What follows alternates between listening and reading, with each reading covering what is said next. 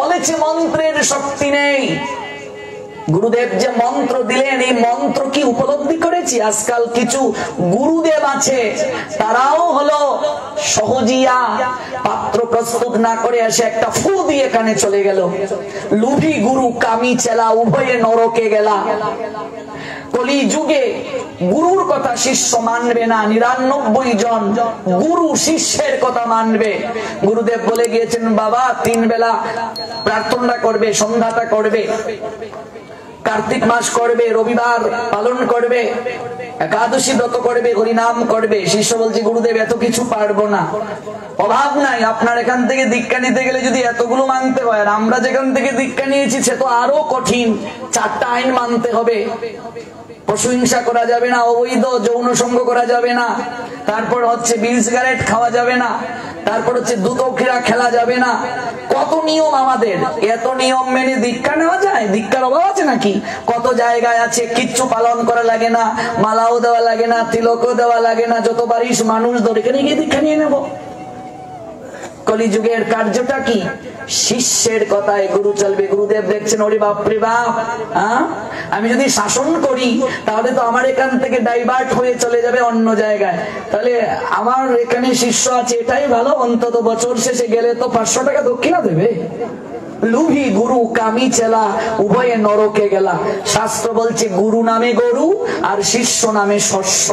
গরু যেমন সরিষা অর্থাৎ তৃণকে গ্রহণ করে জীবন পরিচালনা করে, কলিযুগে অধিকাংশ গুরুর রসুকার থাকবে না আর শিষ্যের রসিকার থাকবে না। কথাটা বুঝলে? আগাতে ঘাট হবে, আপদে পথ হবে। কলিযুগের মানুষেরা, বিশেষ করে পুরুষেরা, 1/3 পুরুষেরা বউয়ের কথায় চলবে। সারাদিন গাল মন্দ, দিনেও যদি লাগে দ্বন্দ্ব, নিদ নাই সুপুত্রের, রাতে যদি না পায় বউয়ের গন্ধ। কলিযুগের লক্ষণ প্রসঙ্গে কবি বললেন, মা বাবা যতটা না সম্মান পাওয়ার কথা, তার থেকে কলিযুগে অধিক সম্মান পাবে শ্বশুর শাশুড়ি। ভুল গো? ভাই বোন থেকে শ্যালক শালিকা বেশি সম্মান পাবে। এটা এক অনিয়ম, অঘটন, কলহের যুগ। এই যুগ অবিচার, অনাচার, বেবিচার চারিদিকে যুক্ত থাকবে। মদ মাংসে পুজো পার্বণ করবে, লক্ষ লক্ষ টাকা খরচ করবে প্যান্ডেলে, জাক জমকতায়, কিন্তু আসল যে কার্য, শ্রদ্ধা থাকবে না পূজা পার্বণে, ভক্তি থাকবে না পূজা পার্বণে। পূজার মণ্ডপ গুলো বর্তমানে দেখলে মনে হয় নাইট ক্লাব। নাইট ক্লাবে কেউ গেছে, ঠিচে চলছে। আর এই সকল কুলাঙ্গারদের বাপ মা, তাদেরও কোনো জ্ঞান নাই। একটা দিনও বলে না যে জগৎ জননী মা, তার সামনে কখনো হিন্দি গান গেয়ে নাচা যায় না। যত্র বীর্য তত্র পরাক্রম, বীজ যেমন ফসলও তেমন। দেখবে প্রত্যেকটা জায়গায় আজকাল পূজার মণ্ডপ গুলোতে যেভাবে তামসিকতা চলছে, অভাব নাই পূজা উদযাপন পরিষদের, হিন্দু বৌদ্ধ খ্রিস্টান ঐক্য পরিষদের ম্যাক্সিমাম আমরা সরকারের পাচাটা দালাল। যারা আসে তাদেরই পাচাটি আমরা। নিজের স্বার্থে, নিজের গোষ্ঠীর স্বার্থে, নিজের জাতির স্বার্থে আমরা কেউ কখনো সচেতন হতে চাই না, সচেতন করতে চাই না।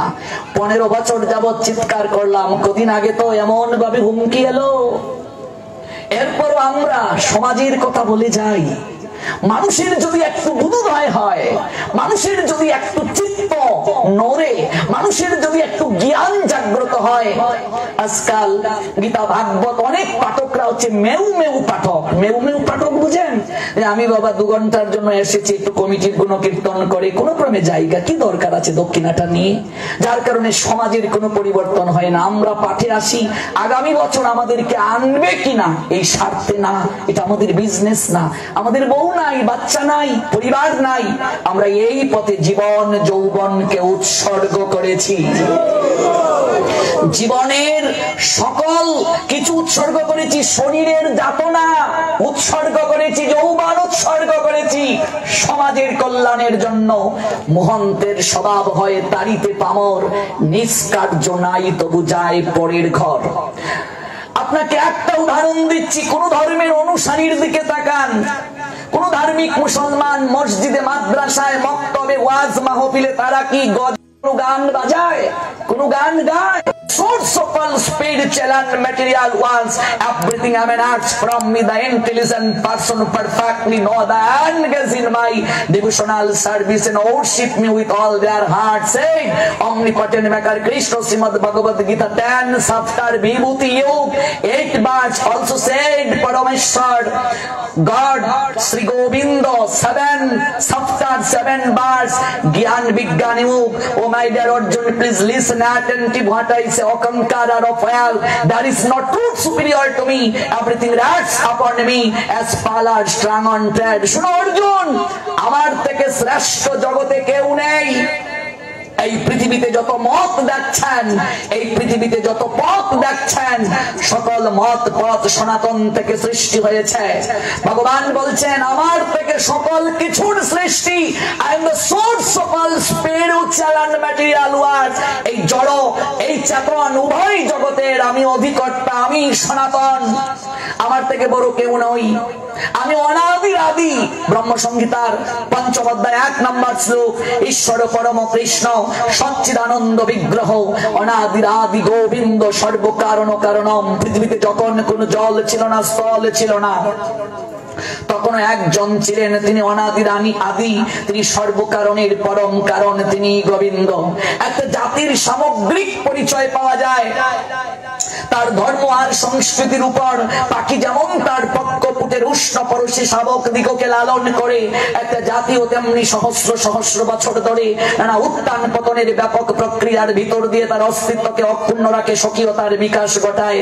আমাদের সংস্কৃতি, আমাদের সভ্যতা অতি প্রাচীন, এর উপর দিয়ে মাঝখানে কত ঝড় বয়ে গেছে, কত বৈদেশিক সভ্যতা শতাব্দীর পর শতাব্দী এর উপর প্রভাব বিস্তার করেছে, কিন্তু সে সকল বাধা বিপত্তি কাটিয়ে আমাদের সংস্কৃতি, আমাদের সভ্যতা আজও চিরদণ্ডায়মান। কারণ আমাদের সংস্কৃতি, আমাদের সভ্যতা ধর্মের উপর প্রতিষ্ঠিত, আর আমাদের ধর্ম সনাতন। আমরা আর্য ঋষির সন্তান, সেই ধর্মের অনুসারী হয়ে আমরা কি করে পূজার মণ্ডপে, মন্দিরে আমরা কেমন করে হিন্দি গানের তালে তালে নাচি? জবাবটা দিন তো। বিয়ে বাড়িতে যে পোশাকটা আপনি পরিধান করবেন, যে পাঞ্জাবিটা পরবেন, এই পাঞ্জাবিটা পরে কি আপনি ভাগবত পাঠে যাবেন? গায়ে হলুদে আপনি যে পাঞ্জাবিটা পরবেন, যে শাড়িটা পরবেন, ওই শাড়িটা পরে কি আপনি ভাগবতে যাবেন? বিয়ে বাড়িতে যে গানটা বাজে, এই গানটা যদি মন্দিরে বাজে, বিয়ে বাড়িতে যে গানটা বাজে, ক্লাবে যে গানটা বাজে, এই গানটা যদি দুর্গা পূজার মণ্ডপে বাজে, তাহলে আমি আপনি সুস্থ মানুষ না অসুস্থ মানুষ, বিকৃত মানুষ না অবিকৃত মানুষ? কোথায়? শিক্ষাটা তো পরিবার থেকে শুরু হওয়া দরকার রে বাবা। আমি কি পারবো আমার গর্ভধারিণী মায়ের সামনে এইভাবে মদ খেয়ে অর্ধ মাতাল হয়ে নাচতে? রাত যত বাড়তে থাকে মহিষাসুর মূর্তি থেকে বের হয়ে কমিটির ভিতরে প্রবেশ করতে শুরু করে। রাত যত বাড়তে থাকে অসুর মূর্তি থেকে বের হয়ে কমিটির ভিতরে প্রবেশ করে আর বলো দুর্গা মাই কি জয়। এই কুমিল্লার বেয়াদব এমপি বাহার একবার মন্তব্য করেছিল যে হিন্দুদের নাকি মদ খাওয়ার জন্য পূজার মণ্ডপের সংখ্যা বাড়ছে।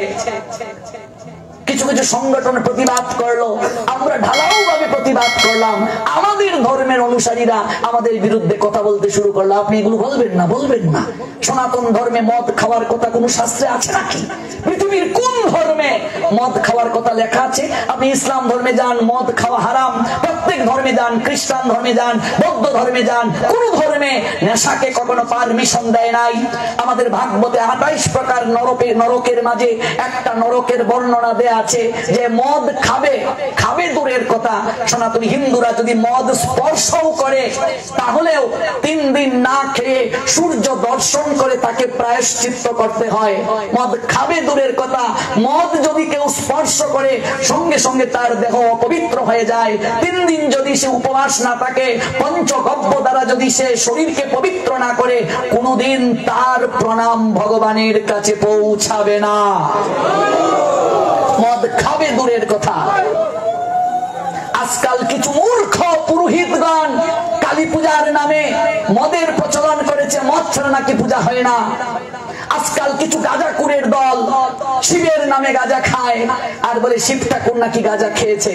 কোথায় আছে রে ভাই এই কথাগুলো? কোন শাস্ত্রে আছে, কোন গ্রন্থে আছে? সনাতনী হিন্দুরা শাস্ত্র পড়ে না, গ্রন্থ পড়ে না, দেখে দেখে ধর্ম পালন করে, সিরিয়াল দেখে ধর্ম পালন করে। এটাই আমাদের জন্য দুঃখজনক।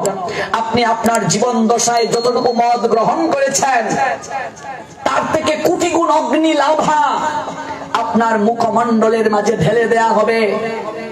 এই মুখ অপবিত্র হয়ে যায়।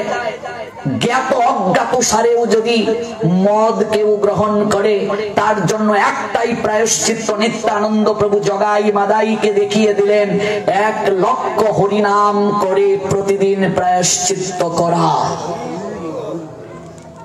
অথচ কিছু পুরোহিতরা কয় কালী পূজা নাকি মদ ছাড়া হয় না। কোথায় পেয়েছিস তুই এগুলো? মদ কুর্ত মদের বিধান দেবে, গাঁজা কুর্ত গাঁজার বিধান দেবে। কোথায় আছে গাঁজা? মহাদেব খায়। আজকাল মহাদেবের নামে কলঙ্ক দেয়া হচ্ছে, দেবতার নামে কলঙ্ক দেয়া হচ্ছে। ভাই রে ভাই, ধর্ম প্রতিপালন যে জায়গা এটাকে তো মন্দির বলে। আমরা সব জায়গাকে অপবিত্র করেছি, আমরা সব জায়গাকে আমরা অপবিত্রতার স্তরে নিয়েছি। মন্দির পবিত্র জায়গা, যেখানে মানুষ যাবে প্রায়শ্চিত্ত করার জন্য। ওই মন্দিরটাকে, প্রায়শ্চিত্তের জায়গাটাকেও যদি আমরা অপবিত্র করে ফেলি তাহলে কোন জায়গায় গিয়ে প্রায়শ্চিত্ত করব? আজকাল মন্দিরগুলোতে রাজনৈতিক আখড়া হয়ে গেছে। সরকার পরিবর্তন হওয়ার সঙ্গে সঙ্গে মন্দিরের কমিটি ভাগবে কেন? কারণটা কি? সরকার পরিবর্তন হলে মন্দিরের কমিটি ভাগবে কেন? আজকে মন্দিরগুলোতে আমরা রাজনৈতিক আগ্রাসন বানিয়ে ফেলছি। ভগবানকে পর্যন্ত আমরা ছাড় দিচ্ছি না, ভগবানকে পর্যন্ত আমরা বাদ দিচ্ছি না। এটাই হচ্ছে সবচেয়ে বড় দুর্দশা আমাদের জীবনে। সবচেয়ে বড় কথাটা কি জানেন? যোগ্য ব্যক্তিকে যোগ্যতম স্থানে না বসানোর কারণে হিন্দুদের এই দুর্গতি চলছে। আপনি মসজিদে যান, কোন মাওলানা, কোন হুজুর, কোন ধর্মীয় জ্ঞান ব্যতীত কাউকে তারা বসায় না। আপনি